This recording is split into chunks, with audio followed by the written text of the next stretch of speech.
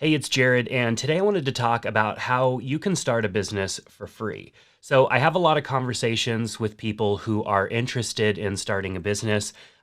Pretty much everybody in my circle of people that I talk to that are not currently self employed have expressed some sort of an interest in maybe starting up their own thing. I think it's something that most of us kind of fantasize about, the idea of starting a business, or like this idea that's been kind of bumping around in our head, and we're thinking like, what if I put that out there and decided to make it available to the world. But the number one thing that people bring up to me as a barrier to entry in starting a business is the costs of starting up a business. Everybody has this misconception that starting a business is expensive, and depending on what you're trying to do, maybe it could be. But for most of the business ideas that I hear from friends of mine and people that I come in contact with, these are all things that you can start relatively for basically free, if not for a small amount, because really all you're doing is getting your idea out there and kind of getting it in front of people and seeing if there's any interest. And that really is something that you should do first before you dive in and start investing a bunch of money. A lot of us think that we have to have everything ready to go. We have to have a perfectly polished product, ready, designed, tested, and ready to deliver before we can open our doors for business. And that usually requires a lot of expensive startup expenses, a lot of capital that you have to have, and it really does vary depending on what you are wanting to do as far as your line of business. But most businesses, I think, are can be started for basically nothing. You could at least get your idea out there and start.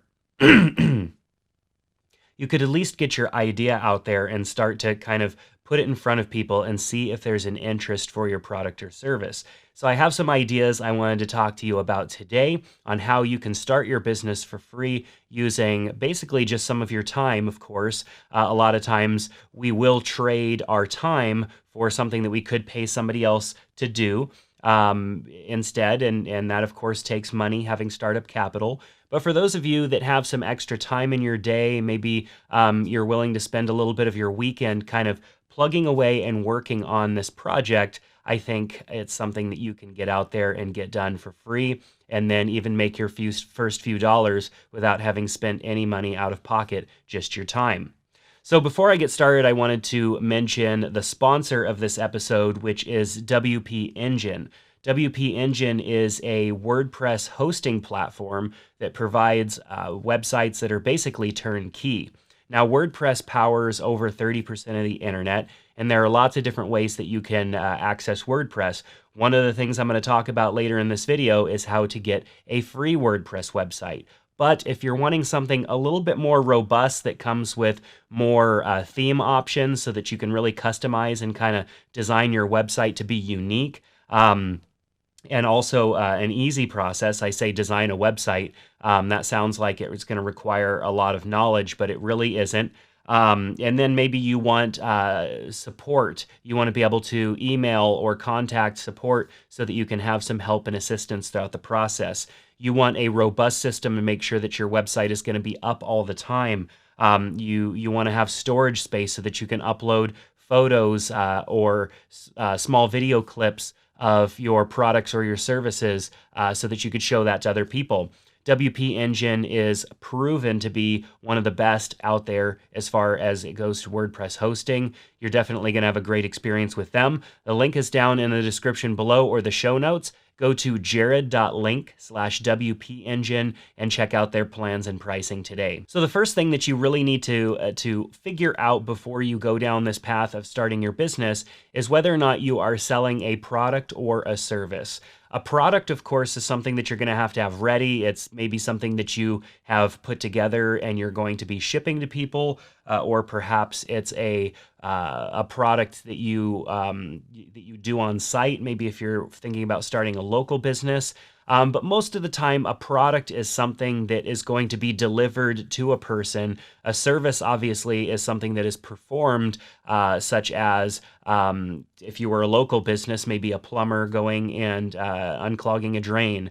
or a training session. Maybe you're taking an area of expertise that you have and you're teaching other people about that. Consulting, these are all services that people provide.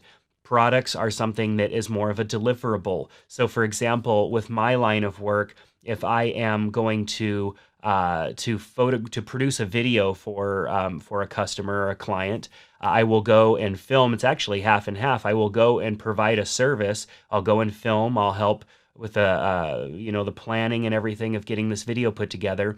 But then I also have the deliverable, which is the finished video that is the product that I deliver. And so you kind of have to look at how your product or service is going to be delivered, how you're going to work that out.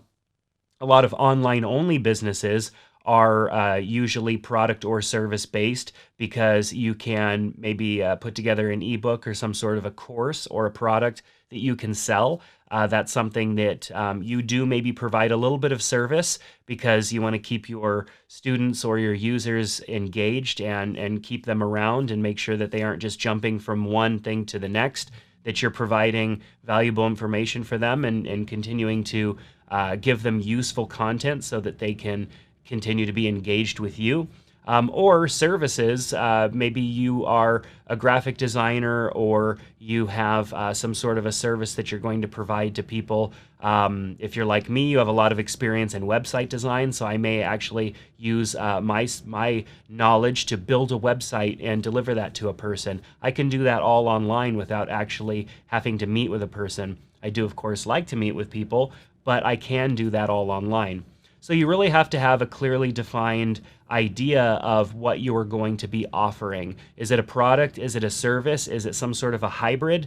And that's going to drive kind of your decision making and how you market this product. You have to be thinking about how you're going to communicate what you're offering to the person on the other end who's looking for that service. So the first thing that you need to do is determine that, and then you can start moving on through the process of starting to put together your business identity. Now, I have a lot to say, too much for this video, on how to put together a business identity. Do you use yourself, your name, your face, and make the product and service about you? Or do you come up with a business name and put that out there so the business is more standalone? I am going to put a video together later on this because I have several businesses, including a business that I branded with my own name, and that has caused it to be a little bit more challenging for me to create content and put content out there under my own name because the search engines tend to associate you with a particular category or industry. So, for example, I marketed myself as a photographer for a lot of years, and so the internet knows me as a photographer under my own name. If you search for me by name, Jared Hill, you're going to find a lot of photography related stuff because my name is associated with that. And so Google thinks when somebody's searching for me by name that they're looking for a photographer, unless you put some sort of a word after that to help Google further understand what you're looking for. Google's going to bring back all of my photography related content, and you won't see my digital marketing agency, Hill Media Group. You won't see some of my other YouTube channels unless you start scrolling for a little while. You'll come across that stuff. So you want to be careful not to kind of box yourself in, but then again, at the same time, a personal brand is a very strong thing. And if you are okay with that, if you are okay with associating your name with that particular industry, product, or service that you're going to be producing, then I think that there is a good argument for using your name and building a personal brand, because there's a lot of trust built in that too. People want, it's easier for people to trust a person than it is for them to trust a business. And so if you decided to go down that route because you're producing content, you're like I'm doing here, you're producing some sort of information, maybe you're going to be getting into consulting or something like that, using your name might be better because there's a better chance for you to build trust with a person. It's a lot easier for you to build trust by putting information out there and sharing it with others if you're using your own name. It's why I'm using my own name and putting out this content, because I feel like I'm pulling from all of my years of experience of being in business and running different businesses and building businesses and deciding to fold certain businesses and all of this stuff that I've done over the years, I want to put out there under my own name. I don't think that it would be valuable to put it out there under some new business name that nobody knows. So I'm using my own name. So think about that when you are deciding on your identity. And then when you've decided on your identity, you're going to want to create social media accounts for it and a website, of course, for that. And so I recommend, of course, setting up a Facebook page, not a Facebook profile like you probably already have, but setting up a Facebook business page. I have a link down in the description below to a free course where I teach you how to do that. So you want to check that out. Go through the entire process of setting up a Facebook page. It's not too challenging, but there's a lot of options, and I want to make sure you choose the right one based on the type of business and whether or not you're a local business only or you're servicing anybody with an internet connection who can connect to your content. There are some variations there, so you want to make sure you choose the right account. And then, of course, Instagram. Instagram's very visual. It's photos and video clips, but you are going to want to create an account there because you'll be able to utilize hashtags and communicating with others who are in similar industries or even the type of audience that you're looking for. You'll be able to communicate really easily with people there on Instagram. If you are more if you're okay with getting behind the camera like I am, or getting in front of the camera, I guess you should say, or I should say, YouTube would be a great platform as well. I think YouTube is just continuing to grow. It's exploding. There are people that are looking for good content. They're looking for information. They're looking to grow and expand themselves. And they're using YouTube content for that. And so YouTube creating is definitely an avenue that you should go down. If you are interested in creating a YouTube account and getting that set up, I am working on a short course for that, on how to go through the process of setting that up and making sure that you have everything that you can for that YouTube channel when you're ready to launch it. And then, of course, depending on the nature of your business, there's other social networks like LinkedIn. If you are offering something that would be marketed to professionals or other people in business, like a business-to-business type of product, I think it's important to have a LinkedIn. You may already have a personal LinkedIn, which is great. You'll want to customize your LinkedIn to reflect the nature of your new business. And then, of course, you can start a company page for your LinkedIn as well, and you could produce content underneath that company page. It's been shown that longer form content really works well on LinkedIn, and video also works well on LinkedIn because there are not a lot of people producing video content on LinkedIn. So when you put up a video, it tends to stand out from everybody else. Of course, given time, this will change because people are becoming more and more comfortable in front of the camera, which I've been doing for a lot of years. I've been getting more and more comfortable, or trying to get more and more comfortable in front of the camera. So other people are going to be doing that as well. And then last, of course, set up an email address that is specific for your business. You can do this for free by setting up a Gmail account. If you want something a little bit more professional, you can set up an email account using the domain name that you purchased, and we'll talk about that here in a second. So rather than your email address being like jaredhill@gmail.com, it would be jared@yourbusinessname.com instead, which is a little bit more professional looking, and it gives you a little bit more control. And I'll talk briefly about that here in the video as well. So once you have those things set up, and the reason that I put social media before your website is when you're thinking about setting up your social media, you want to use your business name or the name that you're going to go by if you're building your personal brand. So for example, I used to have a personal Facebook profile, and it was facebook.com/JaredHill.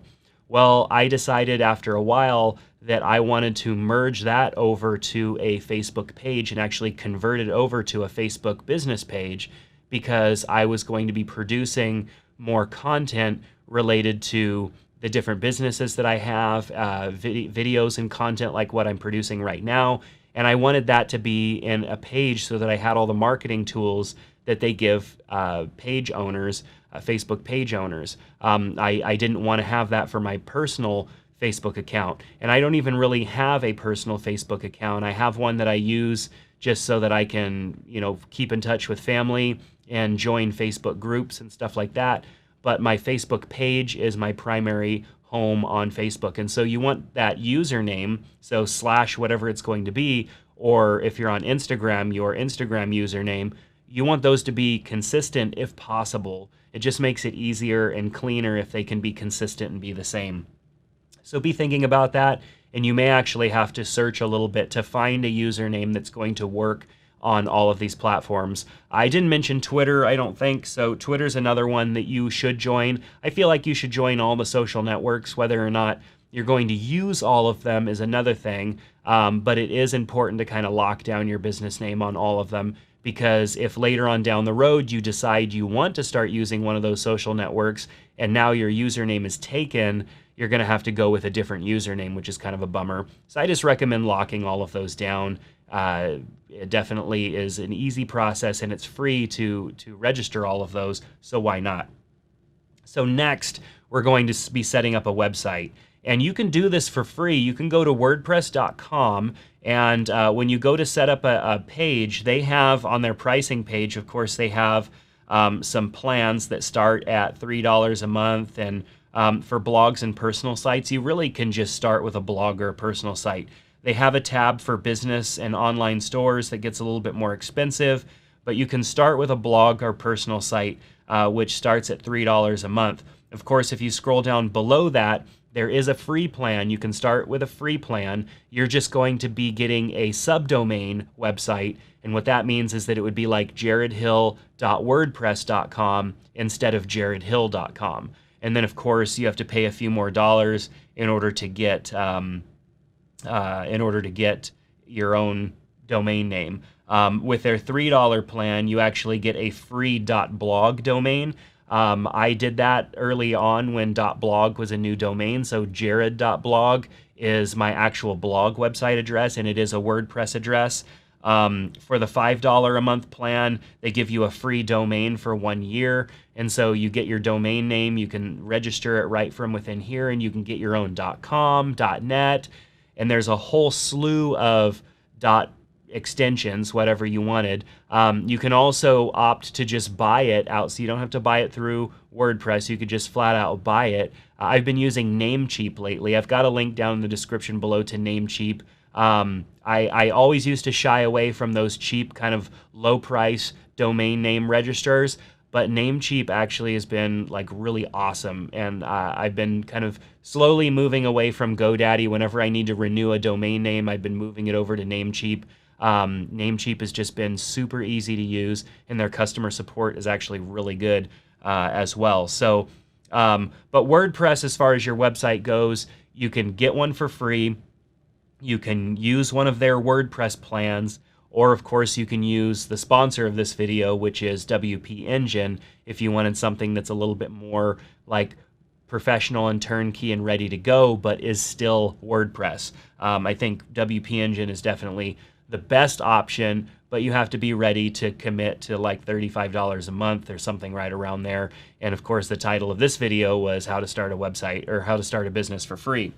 So WordPress.com definitely is one that you are going to want to go with, especially if you're trying to get it done for free or as close to free as possible.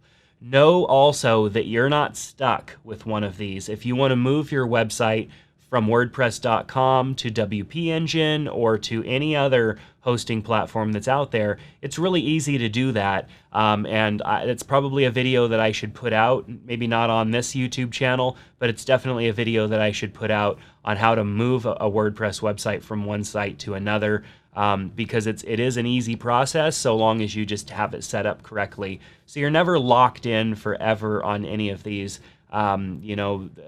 I recommend maybe taking advantage, if you're going to pay for a plan, some of them offer a better price if you pay for 6 months or a year at a time. So if you know that you're really going to go after this, you might want to look at getting the better pricing, but that's really the only way that you would ever get locked into anything, is if you paid for pricing out into the future, and then you kind of have to use the services because you paid for them already.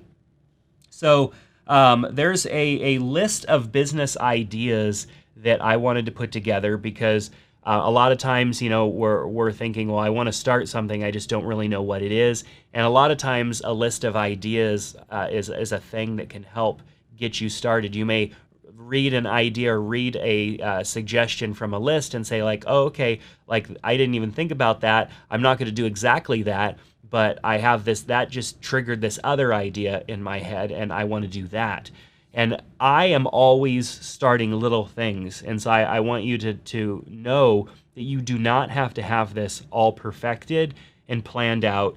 I am always starting little ideas and kind of putting it out there and seeing what happens and just kind of watching. One of the neat things about WP Engine is that they give you fantastic analytics on the traffic that comes to your website. So as you start to share the link and put it out there, as you start to put maybe a blog or two up on your website and a little bit of content, and Google starts to send traffic to your website, you're going to be able to kind of see what people gravitate towards on your website and whether or not they're finding it informational or not. Analytics is a really tricky subject when it comes to websites. All of the numbers and data can help you understand things, but you have to understand what those numbers and all of that data means. So there's a bit there, but having those analytics helps you also understand whether or not your idea maybe is going to be able to take off. A lot of times, and I'm sure you've been on a website where you come into the front end of the website, you kind of go through this process of like clicking and looking at things, and then if you leave the website without taking some form of an action, that helps the person who runs the website know where the drop-off point was. Maybe if you didn't complete the purchase and go all the way through, then they know what page was the breakdown point. And that's really cool information for those of us that are running online businesses, because that helps us better craft our message through the process. If there's a spot in your website that is constantly like people are jumping off and leaving from that point, there's probably an issue with the content there. And it doesn't necessarily mean that it's bad content. It might mean that you just solved their problem and then they left. I have a tendency to do that. I give away a lot of the information. It solves the person's problem and then they leave. And I didn't do a good job at giving them a next step. And so that's the process of making your website kind of flow and giving them the right information so that it takes them through the process of signing up for your product or service or making a purchase or putting in their email address to learn more or whatever that process is. So I mentioned that list of business ideas, and this is where I will ask for your email address. I have a list of businesses that I think are things that you can start for free. These are businesses that all you have to do is maybe educate yourself a little bit on before you start them. Maybe take advantage of the education that you got, going to college, or something that you've studied over the last several years as a hobby or something that's been fun or informational to you. These business ideas are things that are not going to require putting out any money to get started. It's just going to be your time, investing your time to better understand maybe what some of these are. And I hope that if maybe they're not ideas that you can jump on right away, but maybe it triggers something in you and you say, oh yeah, you know what? That's not it, but this is, and that's really what I'm after, is helping you just jog your memory or your mind a little bit to help you come up with something. Because when you can come up with something and get excited about it, that's going to show through the way that you project yourself and your content and everything online, and it's going to draw other people in. And that's obviously the kind of person that we all want to do business with. So I hope that helps, that this helps you on the process of getting started. I think that the biggest barrier to entry is fear, really. Fear of just starting, and then of course money. Sometimes there are other things that that block us from getting started on, maybe being an entrepreneur or being self-employed.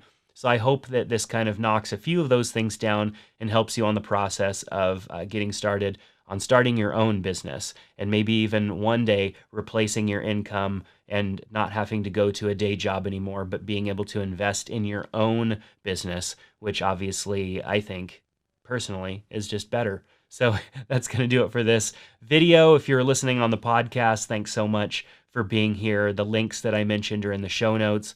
For those of you watching the video, the links are down in the description below.